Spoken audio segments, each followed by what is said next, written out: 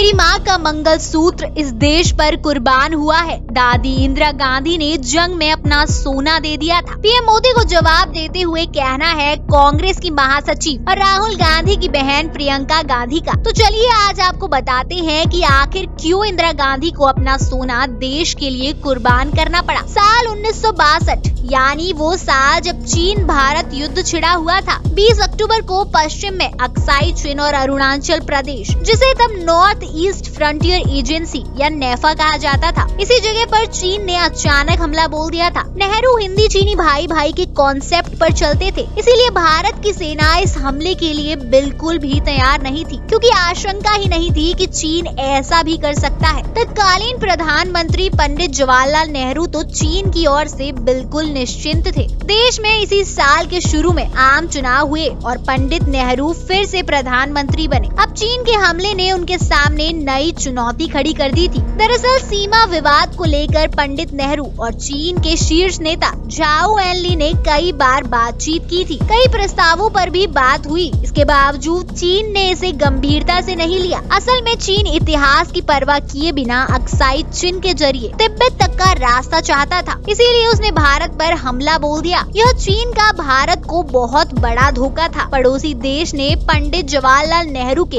हिंदी चीनी भाई भाई के नारे को धत्ता बता दिया था। इस लड़ाई ने देश में हालात काफी बदल दिए थे। इस युद्ध की पीड़ा में हर देशवासी खाना पीना तक भूल गया था। हर कोई सेना के सपोर्ट में आकर खड़ा हो गया। अभी देश को आजाद हुए साल ही कितने हुए, ऊपर से पहले ही बंटवारे की विभीषिका देश झेल चुका था। ऐसे में लड़ाई के लिए हमारे पास अच्छे हथियार तक नहीं थे। आधे अधूरे हथियारों और दूसरे साजो सामान के साथ सीमा पर डटे सैनिक शहीद हो रहे थे। पूरे एक महीना यानी 19 नवंबर तक युद्ध चला और भारत के लिए इसका एक एक दिन भारी पड़ रहा था। ये युद्ध इस तरह चल रहा था मानो खत्म ही नहीं होगा। भारतीयों के पास साजो सामान भले कम थे, पर हौसले में कोई कमी नहीं थी। आर्मी रिक्रूटमेंट सेंटरों पर सेना में न जाने कितने वॉलंटियर्स की बाढ़ आ गई थी। हर कोई देश के लिए चीन की गोलियां खाने को तैयार था। बड़ी संख्या में महिलाएं तक घरों से निकलकर राइफल चलाने का अभ्यास करने लगी। इसी बीच सामने आए इंदिरा गांधी। उन्होंने अपने सभी जेवर सेना के लिए दान में दे दिए। ये तारीख थी 2 नवंबर 1962। इंदिरा गांधी अपने सारे जेवर लेके सैन्य सेंटर पर पहुंच गई और नेशनल डिफेंस फंड में सब दान में दे दिया। उनके जेवरों का कुल वजन 336 ग्राम था। इसके बाद तो जैसे मुहिम ही चल पड़ी। घरों से महिलाएं निकल पड़ी और उनसे जो कुछ भी बन पड़ा था नेशनल डिफेंस फंड में जमा कर रही थी। कांग्रेस के आह्वान पर वे अपना हर तरह का जेवर सेना के लिए दान करने लगी। यहाँ तक महिलाएं अपना मंगलसूत्र तक सेना की पेटी में डालने से नहीं चूक रही थी। इसमें बच्चे भी पीछे नहीं हटे। अपने गुल्लक फोड़ फोड़ कर पैसे जमा कर सेना के लिए दे रहे थे। कोई नहीं चाहता था कि संसाधनों के अभाव में भारतीय सेना पीछे हटे। फिल्म इंडस्ट्री के लोग भी अपनी सेना के लिए आगे आ गए।